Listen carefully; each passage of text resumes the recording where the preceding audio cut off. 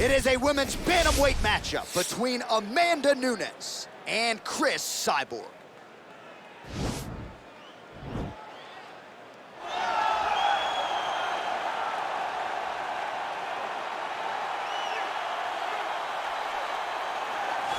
Well, she has been there, she has done that. Here's the former UFC women's featherweight champion, Cris Cyborg, and a lot of people are interested to see how this next phase of her career materializes after that shocking result against Amanda Nunes not all that long ago. A lot of people will look to see how she responds, because when you're as dominant as Cris Cyborg is and has been over the course of her career, you don't expect that result.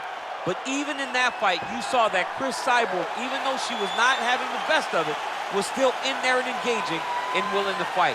How does she respond?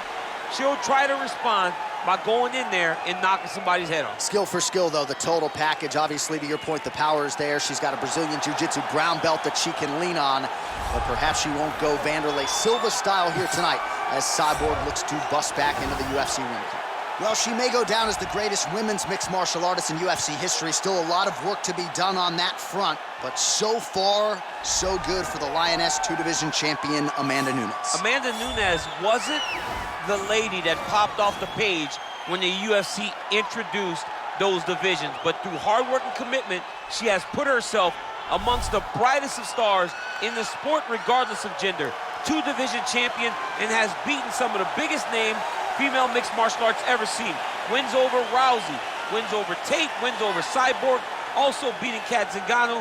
What a resume of Amanda Nunes. 2 wins over Valentina. Ready.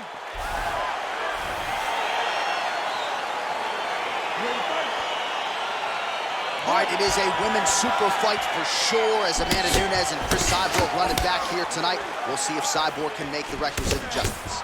Cyborg has to understand now and know that she's in there with a woman that is going to go as her as she normally does to her opponents. Understand that Amanda Nunes is not intimidated and fight with all the skill that she has instead of fighting just to knock out. Amanda's not going anywhere. She has to be very patient in her approach to fighting Amanda, or she'll find herself back asleep on the octagon floor. Leg kick. Both fighters exchange in the pocket here. Cyborg gets caught by the straight punch. Big kick land. Well, there are few things more fun to watch in mixed martial arts than these type of transitions and scrambles on the ground. High-level grappling can really be entertaining.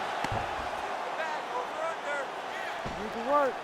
Both fighters back to their feet now.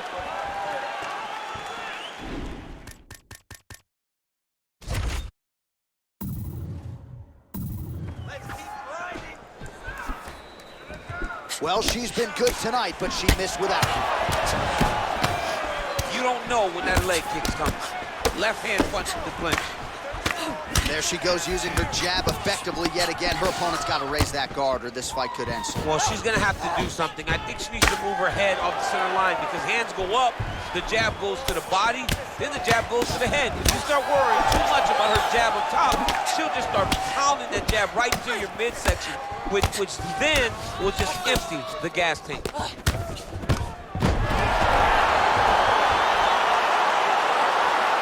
All right, so her ground control is outstanding. Half guard is when she's at her most dangerous. Yeah, she's at her most dangerous when she has the half guard because she's so brutal with the ground and pound. She likes to go after fighters and really wear on them, force them to make decisions to give their backs so that she can chase her submissions, or they're going to lay on their back and just get beaten up from the top from that beautiful half guard position.